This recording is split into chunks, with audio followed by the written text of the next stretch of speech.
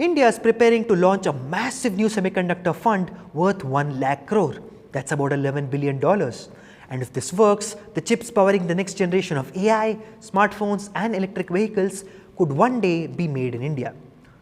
Look, I'm talking the chips inside your phone, your laptop, your car. When I tell you about these things, most of them don't come from India. They come from Taiwan, South Korea and the United States. But that might start changing soon because India is dropping a war chest. We've got 1 lakh crore rupees on the table and the goal is to build a total ecosystem. We're not talking about assembly here, not just assembly, we're talking about the holy grail. This includes design, fabrication, equipment and everything that works.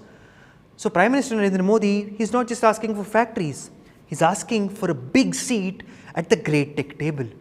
Because let's be real, in 2026, if you don't make the chips, you don't make the rules of technology. It's like a global cage match. Because who do we have? We have the United States who have a $52 billion CHIPS Act and China is burning through hundreds of billions in state cash. And now India is the new challenger. We consume the silicon, we buy the phones, but sadly we produce 0% of the core tech.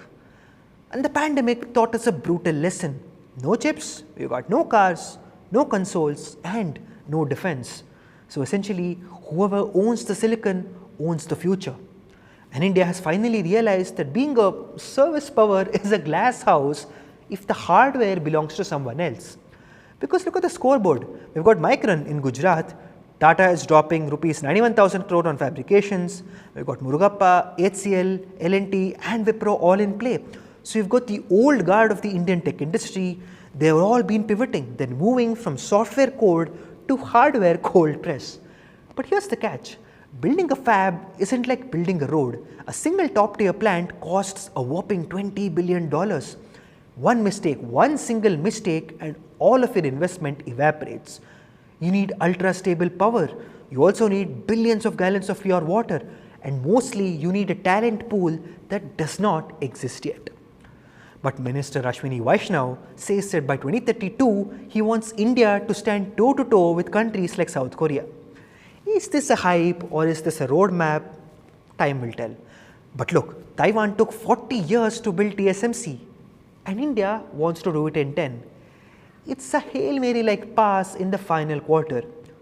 But hey, look at the iPhone, 25% of them are now assembled in India. So let's be fair, the momentum is quite real and the gravitational pull is shifting towards the Indian Ocean. But the next decade is going to be a hardware war and India just refilled its magazines. The chip in your next phone might not say designed in California, it might just say born in Bengaluru. This is FrontPage by AIM Network. Like, share and subscribe and always remember to think AI, think AIM.